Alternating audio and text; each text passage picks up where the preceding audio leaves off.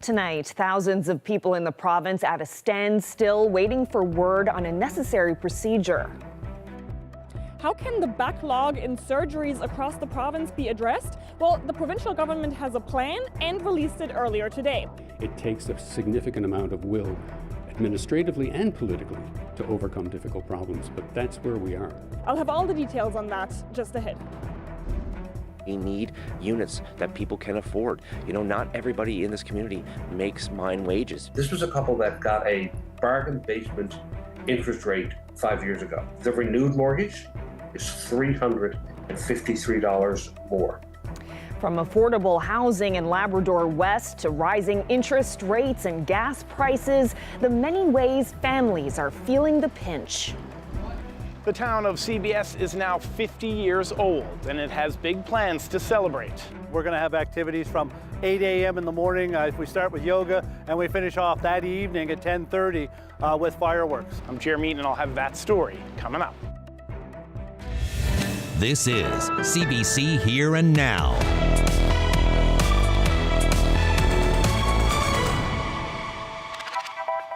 Good evening and welcome to Here and Now. We have more details tonight on how the province plans to tackle its backlog of surgeries.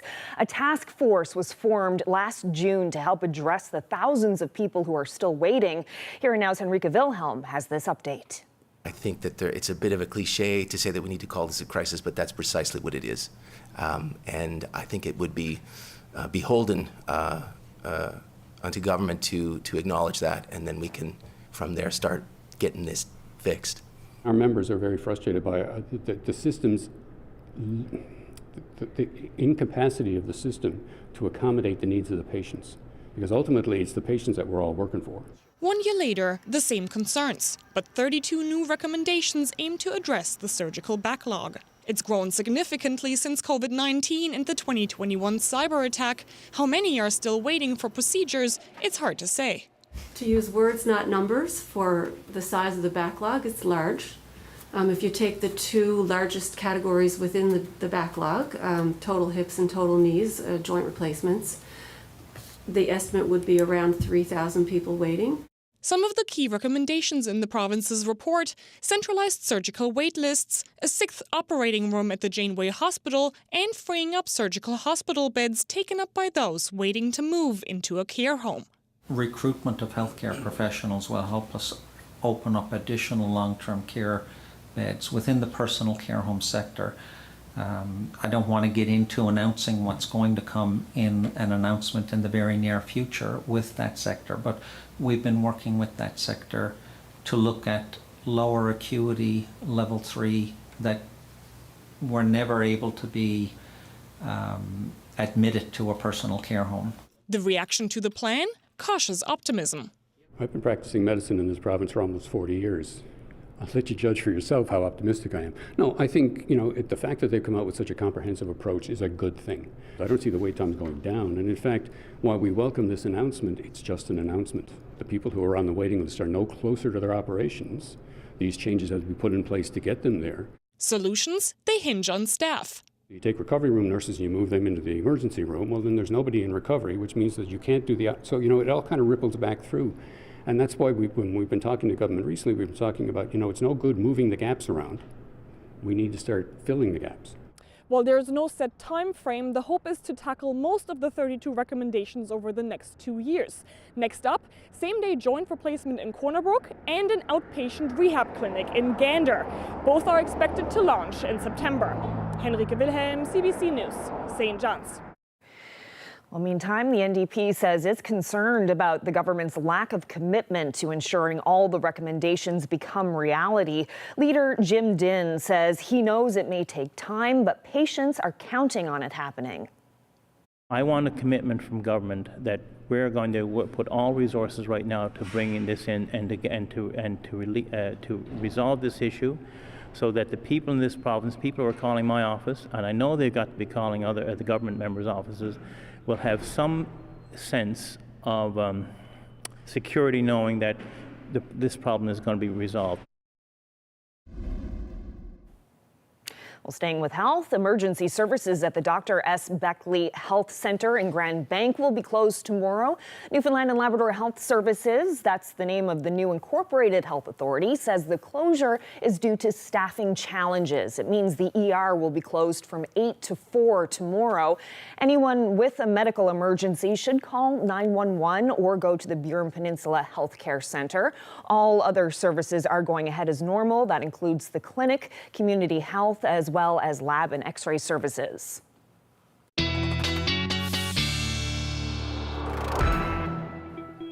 Hi there, Heather Gillis filling in for Ashley tonight, and all is fairly quiet here in Newfoundland weather. If you just take a closer look, we've got some cloud over parts of the province, but a fairly nice day. And if we take a look outside our studio, you can see just how quiet things are. There is hardly a breath out there. The winds are easterly, 6 kilometers an hour. I think you could probably walk faster than that. And the temperature is 16 degrees, feeling like 18 with the humidex, and 18 was today's high here for St. John's. And for the rest of the province, temps in the 20-degree range.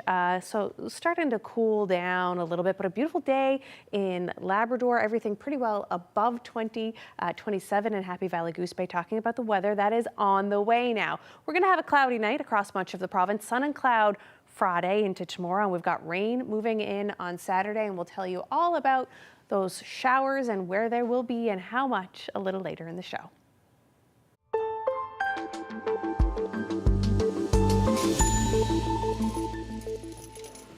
Well, inflation is a word we're all getting pretty tired of hearing, but it doesn't seem to be going anywhere. The latest increase, today's gas prices. Here and Now's Talia Cleot has more.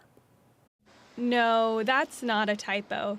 Gas prices in St. John's are up nearly 7 cents today at $1.92 a litre. Prices haven't been this high since November.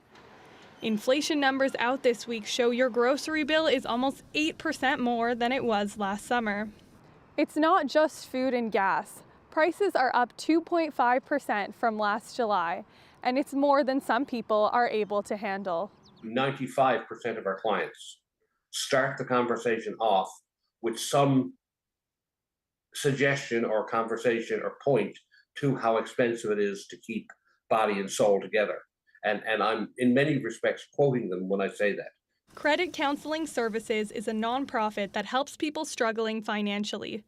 One of Al Antol's clients is a couple who had a mortgage payment of around $1,900 a month. They were doing just fine. They could handle that for the income they had. But the renewed mortgage is $353 more. They don't know if they can do that because everybody is living to the maximum of their income. If that becomes too much, they'll end up here with an insolvency trustee like David Buckingham.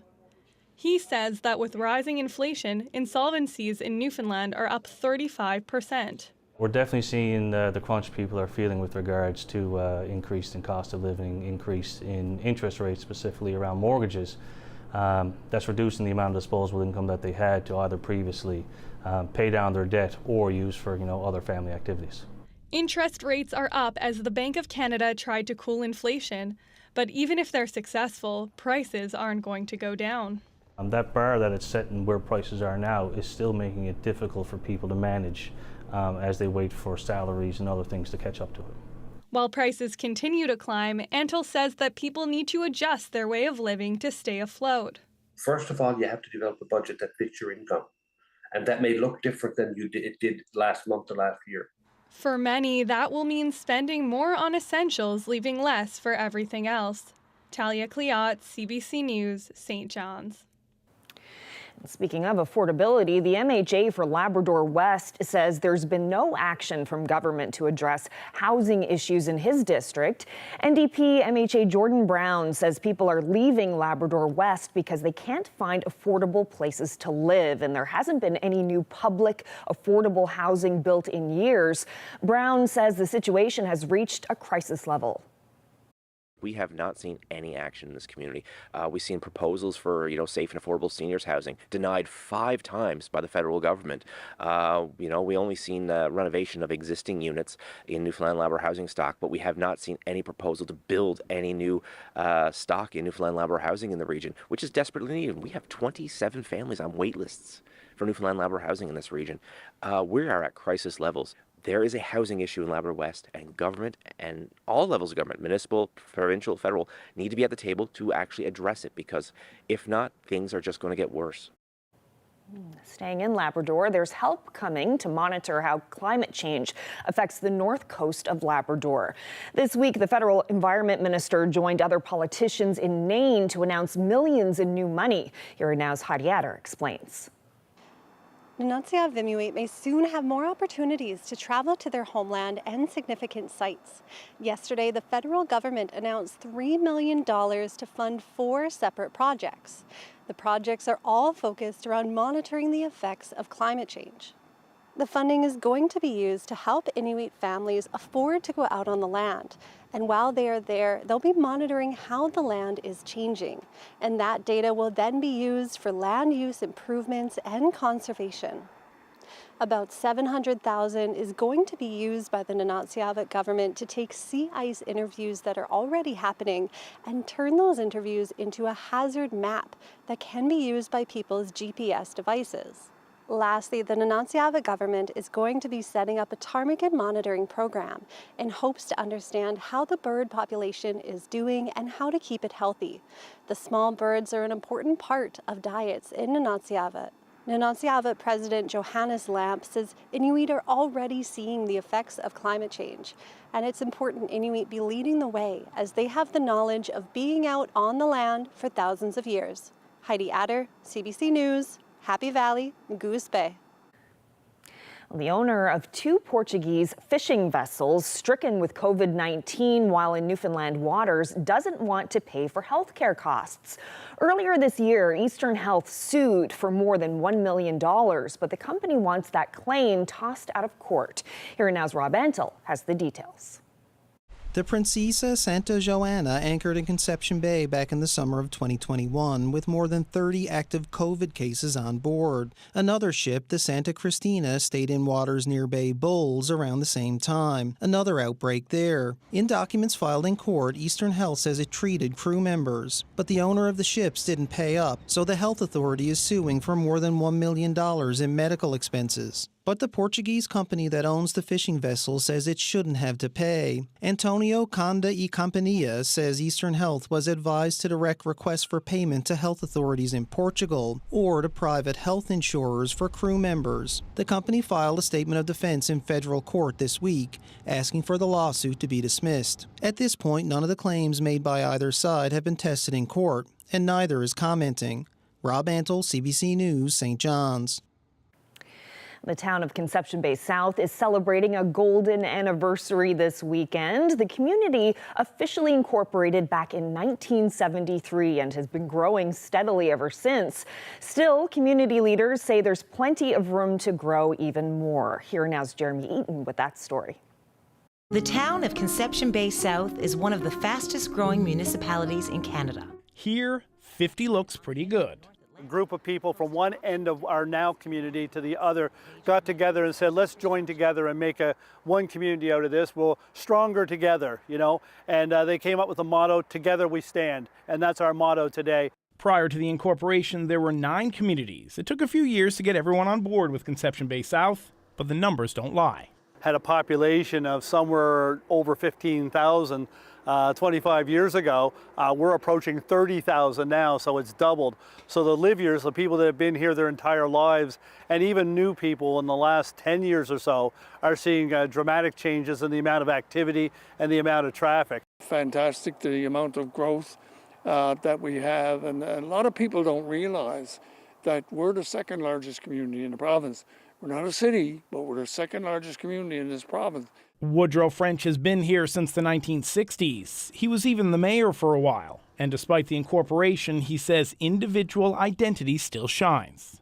The beauty about Conception Bay South is the fact that somebody says to you, where you live? I live in Conception Bay South. Oh, where? Oh, I live in I live in Kelligrews, I live in Foxtrap, I live in Topsail.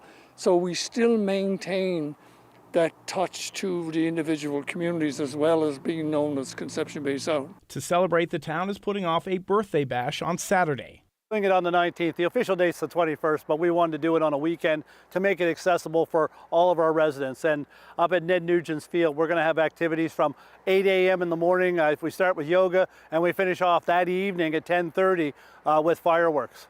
And while there is lots here, both men would like to see more. We were exposed when COVID hit that we have a lack of indoor space for all of our groups, from our seniors groups, from our theater groups, for our sporting groups and so forth. And we really need a community center that can serve as a regional base for Conception Bay and Conception Bay Center. I'm a big fan of the arts, and I think that it's terrible that our people that are involved in that arts community have to go elsewhere to perform or to put off shows, and the residents of Conception Bay South have to go elsewhere to get it. While the party is this weekend, the mayor says the town will have enough celebrations planned to take them into the fall. Jeremy Eaton, CBC News, Conception Bay South. And I said, watch out for your step when you walk away. You could be stepping on a heart you once loved. Well, that's 18-year-old singer-songwriter Paige Penny from St. John's, and she is over the moon with excitement. Penny will be the first act on stage at tomorrow's Churchill Park Music Festival, where she'll open for Metric and Alanis Morissette. Her performance begins at 5 o'clock tomorrow evening, and Penny told the St. John's Morning Show that she reached out to festival organizers to try to land that gig, but she never thought she'd get it.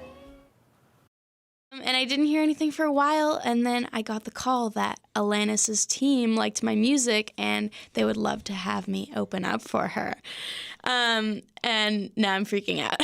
When did that call come? Only a couple days ago, and I knew it was in the works, but I didn't actually know. And yeah, but I got the call that they loved my music and they would be floored to have me, and I just started jumping up and down. Watching him just being like, oh, the premise of what he's doing is pretty, but then where he takes it, I'm like, oh, wow, that's why he is who he is. Well, he just performed for his biggest crowd yet, 10,000 people, including comedy legend Jerry Seinfeld. I catch up with Matt Wright ahead on Here and Now. And as we inch towards the weekend, if you want to see Paige or Alanis Morissette at Churchill Park Music Festival, we'll have your weekend outlook. That's coming up.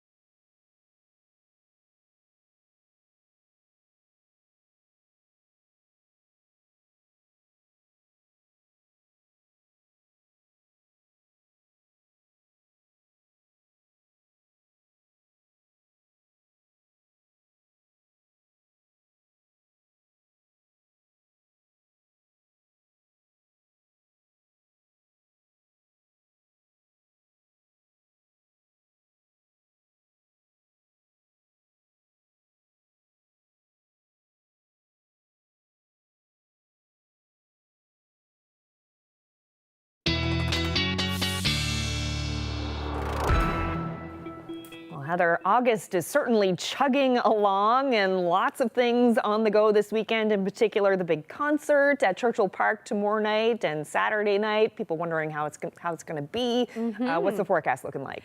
And there's festivals, right across the province. I think in Woody Point and in Labrador, in Lab West. And I think there's a paddling event out in Paradise this weekend. So lots of people really interested in what's happening with the weather. And if we take a look here for eastern Newfoundland, it looks like we're going to have, some sun and cloud and some nice temperatures tomorrow evening, Friday, to kick off your weekend. We could see some showers, though, along the south coast and in western Labrador. But tomorrow, pretty well, you could see the sun for most parts of the province. But Saturday, it's a different story. It's looking like we will pick up some showers, and they're going to start in the west, and they're going to move their way east across the province. So we'll look at that now a little bit later in the show. But first, let's take a look at our current temperatures right now across the province. There's not really a whole pile to talk about when it comes to the humidex today. A couple of degrees, maybe 3 added on to your temperatures. So fairly quiet there. And the winds, not a whole lot to talk about there. Really pretty well light winds across the province now as well. But it's going to be a different story as we head into Friday evening, where we could see some gusts up to 60 for the Rec House and into the evening there as well. And those winds will blow across the province, and we could see some of those on the east part of the island come Saturday afternoon. But first, let's take a look at our future tracker. Moving on into tonight, again, like I said, pretty quiet across much of the province. Some cloud really is what we're kind of seeing. Scattered isolated shower. We might see some cloud come across the bottom of the province there, across the island, the south coast. We'll see some increasing cloud as we head towards midnight, and we'll see some more cloud develop across many places in the province as we head towards tomorrow morning. So that sun and cloud we'll be seeing tomorrow. Talking about our temperatures tonight, again, light winds, temperatures here in the eastern part of the island, 11, 12 degrees, a little bit warmer as we move into central and the south coast, 12 to 14, 15 degrees. Some showers possible tonight for the southwest coast. 13, 14 degrees for the west coast and St. Anthony up into the Straits. Labrador, it's a little bit warmer. Cartwright to Happy Valley Goose Bay, where you folks could see a chance of showers. Labrador City could see some showers there as well, but some cloudy skies and cloudy skies really for much of the province tonight. Taking a look at that future tracker again as we wake up tomorrow. Like I said, we'll have some cloud moving across the island. That's going to squish past here, but we will see some sun and cloud. And there you go. That's your showers for the southwest coast. That could bring rain right across the province, sweep across the south coast and across to the Avalon Peninsula as we move into Saturday. Taking a look at tomorrow. For St. John's, a mix of sun and cloud for us in the capital city tomorrow, 21 degrees, a little bit cooler as it normally is along the south part of the Avalon for Ferryland and Placentia. Marystown, similar forecast for you folks, a mix of sun and cloud and 18 degrees, but a little bit warmer for the crowd up in the Bonavista Peninsula, 23 degrees tomorrow, looking like a lovely day for you folks. Moving a little further west now as we get into central, 23, 24 degrees tomorrow, a mix of sun and cloud, a little cooler on the Conagra Peninsula down on the south coast, 18, similar to what you're seeing across really much of that eastern south-facing part of the province. Moving towards the west coast, we could pick up some showers there. You saw them on the future tracker. You could pick up about 2 millimeters in Port aux Basques in the afternoon, and it's going to get windy there as well, 17 degrees, so a touch cooler there, but still in the 20s for much of the west coast, the Humber Valley and into Bay Verte. Moving on to the northern peninsula now, 19 to 22 degrees, mainly sunny for you folks, picking up some more cloud in the Straits, a mix of sun and cloud, and 28 in Mary's Harbor, looking like a lovely day in the south coast here of Labrador with some light winds to boot. And as we move into the rest of Labrador, above 20 on the coast, 20 to 27 there from Nain to Makovic, 26 in Happy Valley Goose Bay, 23 could pick up some showers though possibly in Churchill Falls and Labrador City. So we're going to take a look at your long range forecast, bringing you through the weekend. One of the last, not the last yet, but we're chugging towards Labor Day. We're chugging towards back to school. So we'll have a look at that and how much rain that could come over the weekend. We talked about rain for Saturday. We'll take a little bit of a look at that later on in the show.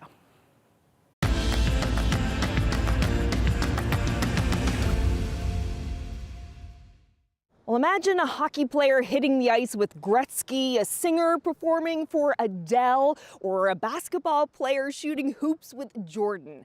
No matter what your passion is, getting to share it with one of the greats can be the thrill of a lifetime. And that's exactly what happened to my next guest, Matt Wright, who is a comedian who just got to perform on the same stage as comedy legend Jerry Seinfeld. So Matt, that must have been such a thrill for you. And I saw your tweet. It's a great photo of all of you on stage. Tell me about the experience. Oh, I mean, that specifically, we were just there and our part of the show was over and I was there with Trent McClellan and we were just backstage, just like having a drink. We were just watching him. And Another Newfoundlander from Corner Brook, which is, he's a great comedian. Gander's Luigi's is better than Corner Brook's Luigi's.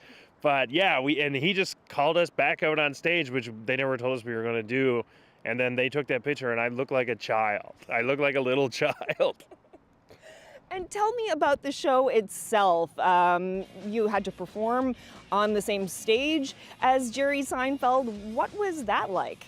Well, it was the Great Outdoors Comedy Festival in Halifax. It was outdoors, obviously, that goes without saying. There's like 10,000 people there, which is twice as many as I have ever performed for in my life. And it was good. It went well, but it's kind of surreal. And I did, a 10-minute set and a 5-minute set, and it ends quickly, but it also is just it was a crazy experience. So 10,000 people in the crowd, Jerry Seinfeld watching from the wings. How did you prepare for this? I was just stressed out. I just stressed out for like 2 days. I was on another gig the night before, so I had to drive for 3 hours and then fly. And then I went home and had lunch with my wife, and then I just freaked out kind of the whole time. But it was good. He came back and said hi before, and he was nice, and he said thanks. And it's crazy. As a comedian yourself, what is it like to meet Jerry Seinfeld, someone who is so internationally well known for his comedy, someone so accomplished in that sphere? What was that like for you? Well, I was very ready to not meet him. I thought it would be he might just be sticking to his trailer, but he did. He came back and said hello, and he was very nice before he went on his jet. so it was great. When I heard his voice, I was like, man, I've heard that voice so many times. I've heard so many bad impressions of it. And just, he'd be like, hi, I'm Jerry. And I was like, yeah, that's not my impression of him. I would never do that. But it was just yeah, I know. I didn't say that, but that's what I thought. Take me back to that moment in time when you're backstage and Jerry Seinfeld wants you to go out on stage with him and Trent McClellan's there and all of you, hit the stage in front of 10,000 people all together. Tell me about that moment.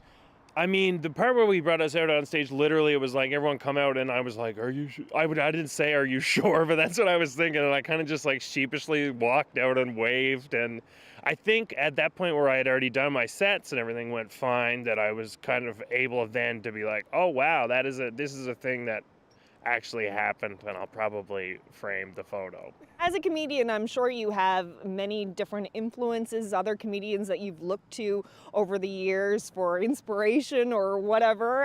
Where does Jerry Seinfeld fit into, that list of people who may have inspired you over the years? I mean, I was always a Mitch Hedberg guy. He was always my favorite, but I think Seinfeld is just watching him just being like, oh, the premise of what he's doing is pretty, but then where he takes it, I'm like, oh wow, that's why he is who he is. Yeah, it was really cool. Where does this fall on your list of professional moments that you're most proud of? Oh, it's near the top. I might need a little bit more time to wrap my head around it, but if it's not the top, it's near the top. But now I'm like, oh my God, I'm going to Alanis Morissette tomorrow. So I'm like, well, I've done something that I am underqualified for, so maybe she wants me to do a couple songs. So if Alanis is watching the news, I would love that. What is, besides the Alanis Morissette concert, what is next for you? Just touring mostly, just getting back and working on new stuff, and it's my parents' anniversary, so I'm going to that and just enjoying the last 2.5 to 3 days of summer, depending on what the weather gives us. Well, Matt Wright, what a cool experience for you. Thank you so much for telling us about it. Oh, thanks so much. So you'd step out and you'll see a few hot pools, you'll see a few cold plunges, and there'll be a dry sauna, a steam sauna. A proposal for a Nordic spa gets the cold shoulder in Blackhead, and now the developer is taking her business elsewhere. We'll find out more about the outdoor spa experience she hopes to create somewhere in St. John's. That's coming up.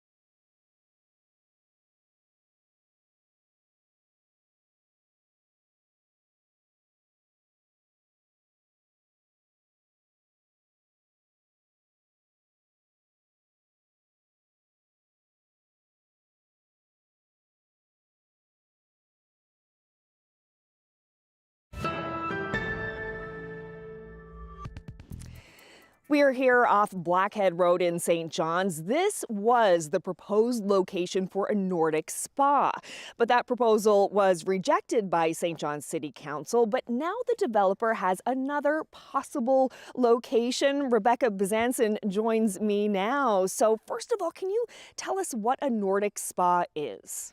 So there's different types. You could do the indoor or the outdoor. The one that I want to do is outdoor. So basically you get changed into your bathing suit. It's for men and women, and it's typically outdoors. So you'd step out and you'll see a few hot pools, you'll see a few cold plunges, and there'll be a dry sauna, a steam sauna. There could be some fire pits to sit around. Ours is going to have a bistro or restaurant. there'll be sitting areas just to sit and read and relax. So you pay a one fee to get in, and then you have some places have 3 hours and other places it's all day that you can access it. So you would do what's called a circuit. So you would go from the hot pool into maybe a cold plunge and then into the sauna. Then you might go to the steam sauna where there's also scrubs that you can put on. And you just constantly are doing the circuit. Then you might go get a sandwich or soup or something, read a book, go back into the hot tub. So that's basically it in a nutshell. And then on top of that, if you want a facial or a massage, that's available to you too. What is the benefit of going from that hot sauna into like a cold ice plunge? So it relieves immense stress, but also there are a chemical reaction that happens in your body that when your body hits the cold water, it can boost your immunity and just has quite a few natural benefits as well. So this is going to be like an outdoor spa. What about the Newfoundland weather? Is it year-round? Newfoundland needs this because Newfoundland honestly has terrible weather, and there's selected things you can do outside in Newfoundland, and it's such a great atmosphere. The environment is wonderful, but it's usually sideways rain, wind, whatever. So part of the reason I like this location was because I wanted the trees to block the wind. So if you're in a hot tub, it doesn't matter if it's raining, because I've been to multiple spas. I've been them in the winter, I've been to them when it's pouring with rain, and I've been to them in the summer. And honestly, I like the cold better. And anybody who has their own hot tub at home, they will probably say the same, that they enjoy the hot tub in the winter over the summer. And the only thing that would not make your experience great would be if you had the wind. So that's the idea with the trees, to block the wind and then just be in nature and just enjoy it. And I mentioned off the top that this was where you were hoping to put the spa. We're standing here in the woods, but that was rejected by St. John City Council by a vote of 4-2. And there was also some opposition from some area residents. There was a petition, 80 people signed it. There were some concerns about water use and that sort of thing. What did you make of the opposition that you faced? We honestly expected it because council had told us about previous businesses that wanted to come to this area. So we did expect it. I did canvass the area. I did talk to residents. There are a lot of people that were actually interested in it. But obviously in any situation you hear more the negative than you'd hear the positive. But I loved this location and wanted to see it through to the end. So that's what we did. So what now? Now we have a new location that I think is even more amazing. But you don't want to say where it is yet? No, not yet. When will you say where it is? Probably in the next couple of months, whenever we're a little bit further with the city. So what is it about this new property that you like so much? So the location, even though I thought this location was wonderful, that location is in the middle of the city, but it still feels like you're in nature and not in the city. But the location is a lot better. There's cell phone service, which even the residents would admit that there's no cell phone service out here. So that's a huge bonus. And also there happens to be a floodplain, which could be negative for a lot of developers, but for me it would actually be a massive plus. So my builder and I trekked through the woods and analyzed it, and it was amazing. I literally said, this is exactly what I wanted, a spa. I want to sit and listen to this water trickling while I'm at the spa enjoying nature. So it is in an area that hopefully we can still put all of our buildings and everything that we want. And we did discuss that already with the city. So I'm hoping that this new location won't have the same hiccups as the other one, and there's less residents around. So it basically had all of this and more. So. Well, we'll see what happens with council next. Rebecca Bezanson, thank you so much for this. Thank you. Well, earlier in the show, Jeremy Eaton shared how CBS is gearing up to celebrate 50 years. The communities along the southern shore of Conception Bay were amalgamated back in 1973, making CBS one of the fastest growing towns in the country. Our Atso Rizori was there for the 30th celebration and has this look back at how those communities came together.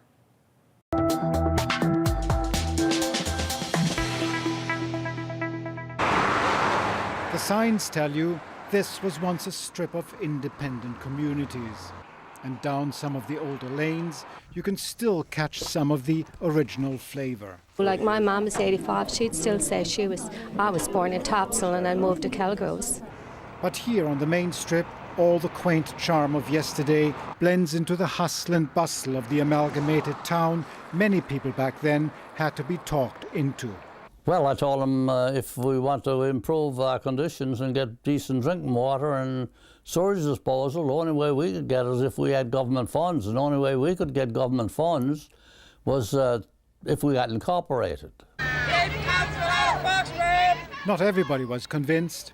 It took 12 more years to drag the community of Foxtrap into the new arrangement, and it had to be dragged. We don't want taxes around here. We're not going to put up with taxes. Conception Bay South has more than doubled since amalgamation. Much of the growth has been in the hills above the original communities. And it is here that the last chapter of amalgamation is being written. How do you see yourselves up here on the hills? We consider ourselves residents of Conception Bay South. You do live in Chamberlains, but... We do, but we still call ourselves from Conception Bay South anytime anybody asks. I think a lot of people don't really know where Chamberlains is, but when you say Conception Bay South, they do know where that is. Atsritsori, CBC News, Conception Bay South.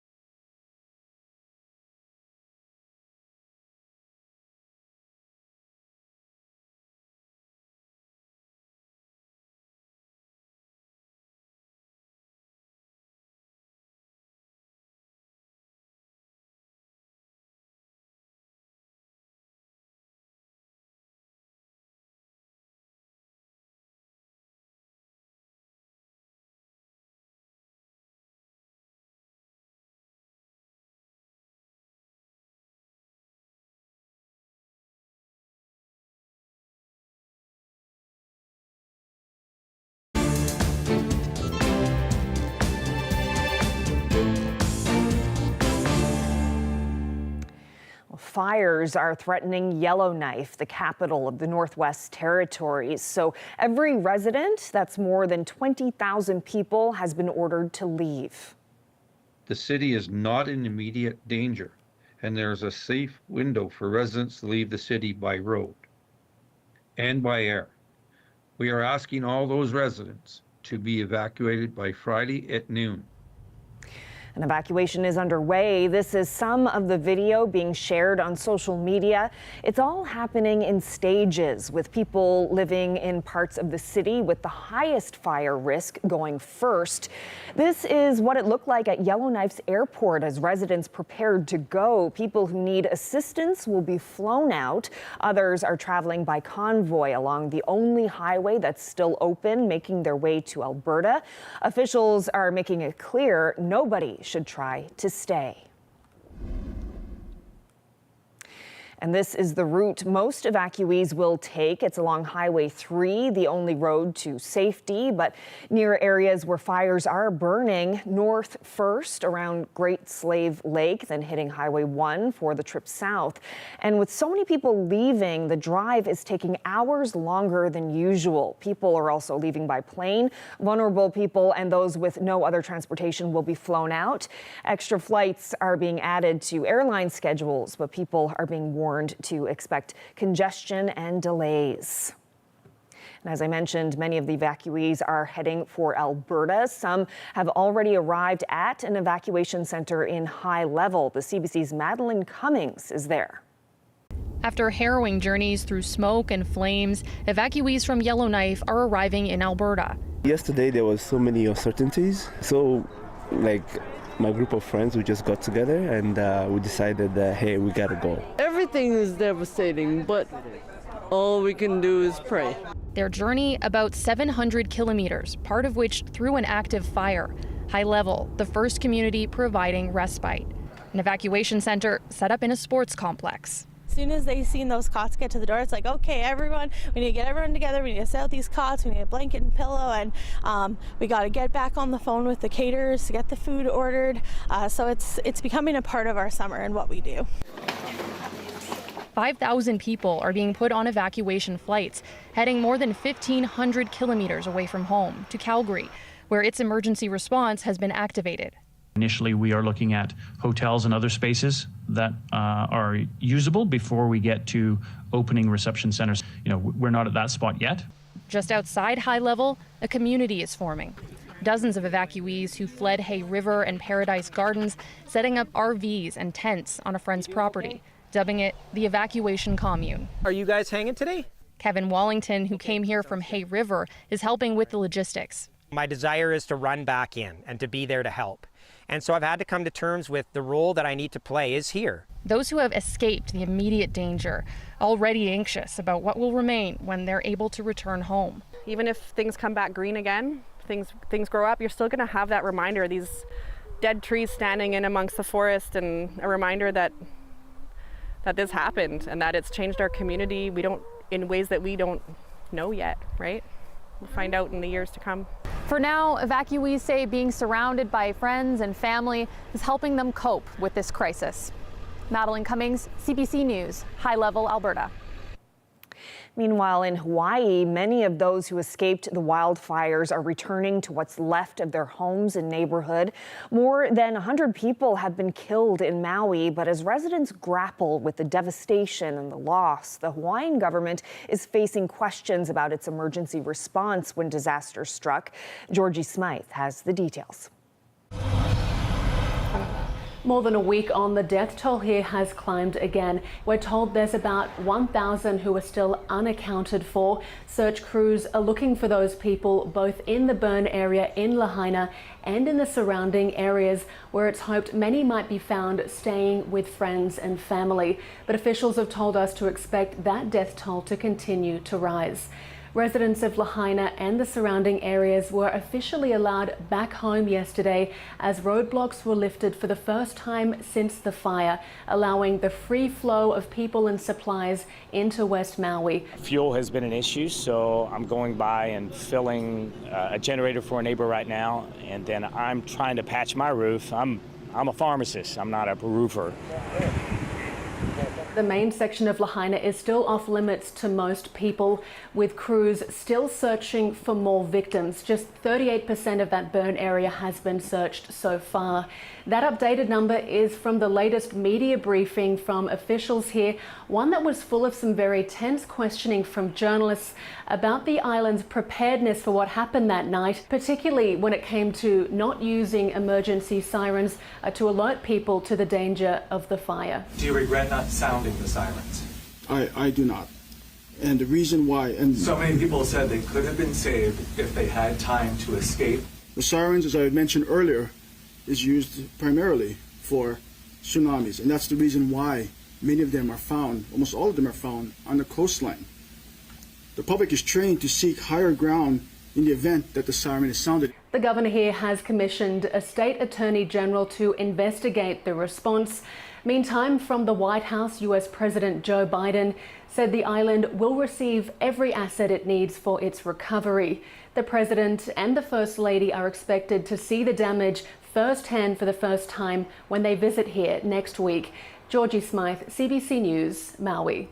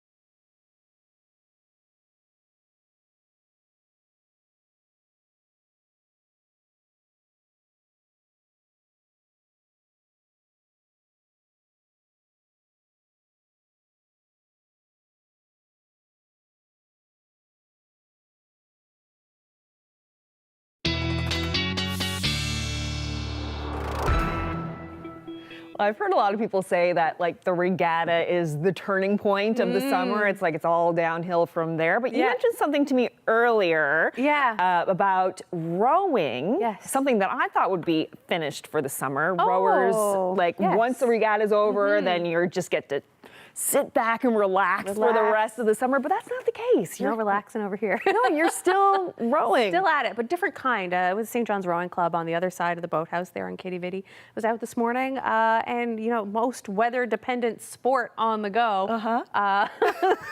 Really, it is. Wind really matters. And what about the wintertime? Are you still like, are you doing indoor rowing? Probably indoor, Yeah. Yeah, you can. Well, not outdoor, but you still keep up the training. Still keep it up. Year. Wow. Yeah. All right. Can't stop, won't stop. Excellent. Another thing that never stops is the weather. Yes. And let's take a look at what it's going to look like going into the weekend, Friday into Saturday, because I know so many people want to get out and continue to enjoy what's left of summer and August before the kids go back to school, and concerts this weekend, especially here in St. John. So we're going to see some showers start on the southwest coast of the island. Really, they're going to spread across the south coast of the island and then right on across. So by Saturday evening, we should all see a shot of showers on the island pretty well. If we take a look at our temperatures, not a bad day for Saturday though, but when we do talk about those showers, the brunt of it will be on the southwest coast, where Environment Canada is saying right now there could be 10 to 20 millimeters of rain for the Port aux Basques area, 30 millimeters in the heaviest areas of showers. And what we'll also see is towards the Burgeo area here on the south coast, you could see 5 to 10 millimeters, and as we go up the west coast towards the northern peninsula, towards Grosmorn, we could see 5 to 10 millimeters there as well. Temperatures not too bad on Saturday, in the mid-teens for St. John's, the Avalon, for the south coast. As cool as 10 for Port aux Basques. Along with that rain, you're going to get a cool day. A little bit warmer on the west coast and into the Straits. Nice temperatures, though, right across Labrador on Saturday. 25 in Cartwright, where you could see a mix of sun and cloud with a 40% chance of showers for Cartwright and the Straits, and even into Happy Valley, Goose Bay, and Labrador West. Moving on to Sunday now. You know your weekend forecast is so important, but there won't be much of an improvement on Sunday, I regret to tell you. We will see some of this shower activity over here move off, but there's more in behind it that's going to sweep across the south coast and on across the island. So we will see some more showers on Sunday. Temperatures do improve a little bit, more in the 20s, in the high 20s for the central part of the island and into the west coast. Still cool though in Port aux Basques. I regret to inform you that lonely 10 there on the map, into the 20s pretty well for most of Labrador except for Nain, where you will also see a chance of showers on Sunday. Moving on now to our 5-day forecast. We see a lot of little showery icons there. Friday's the day to get out if you need to get outside, because it looks like we're going to have a 60% chance of showers for the rest of the remaining days here into central Newfoundland. The forecast looks very similar, with temperatures kind of up and down a little bit between the 20s and dipping down into the teens. Things for western Newfoundland looking similar when it comes to precipitation, but your temperatures are a little warmer. Moving on to the Big Land now up in Labrador, eastern Labrador. Friday again looking nice, chance of showers pretty well for the rest of the weekend into Monday, Tuesday, and chance of showers for Lab West. Is that a chance of flurries there on Monday? That's my bad. No flurries, no flurries. Sorry. Didn't mean to point that out. Just checking. That is my error. And to make up for it, our weather photo. How beautiful. Look at these sun rays. There it is there. But just a beautiful, beautiful weather photo there for us. Sorry, to take a look at. You off. Sorry. All right, that's it for us. Thank you so much for joining us, everyone. Good night.